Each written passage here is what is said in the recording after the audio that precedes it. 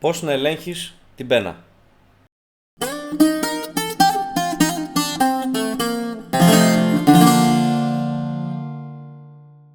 Ο έλεγχος της πένας είναι ένα πάρα πολύ σημαντικό κομμάτι, γιατί επηρεάζει και τον ήχο και την ταχύτητα και την άνεσή μας πάνω στο όργανο. Δεν έχει τόση σημασία το τι πένα κρατάω, έχει πολύ μεγάλη σημασία το πώς κρατάω την πένα.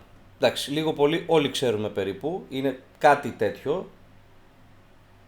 Τα δάχτυλα προτιμώ να τα έχω χαλαρά, τώρα μέσα έξω δεν έχει πολύ μεγάλη σημασία, απλά να μην είναι το χέρι σφιγμένο, να μην είναι μπουνιά το χέρι. Αφήνω ένα κομμάτι της πένας να βγει, όχι πάρα πολύ μικρό, όχι πάρα πολύ μεγάλο. Αυτό τώρα δεν μπορώ να το ορίσω, απλά πρέπει να το βρείτε παίζοντας. Αυτό που θεωρώ πάρα πολύ σημαντικό είναι το που είναι ο αντίχειρας πάνω στην πένα.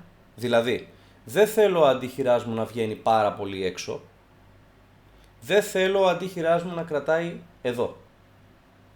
Θέλω κάτι ενδιάμεσο, πιο κοντά στο μπροστινό μέρος. Γιατί αν κρατήσω, αν βγάλω τον αντίχειρα πάρα πολύ έξω, όπως κάνει πάρα πολλοί κόσμος, και αδυνατίζει η νότα μου, είναι σαν να ξύνει λίγο η πένα.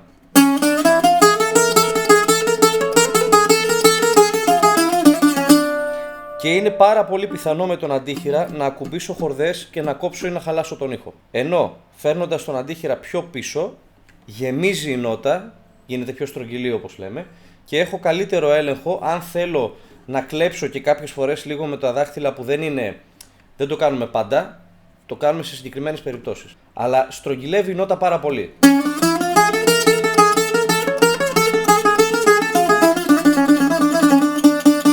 Σε μένα τουλάχιστον ακούγεται πάρα πολύ μεγάλη διαφορά από το να κάνω αυτό και αυτό. Και μετά αυτό που χρειάζεται είναι αργή μελέτη και αρκετές ώρες προφανώς. Αν σου άρεσε το βίντεο και βρίσκεις χρήσιμα τα tips, κάνε μια εγγραφή και ένα like. Εδώ θα δεις και τα social media αν θες να με παρακολουθήσεις αλλού. Καλή μελέτη.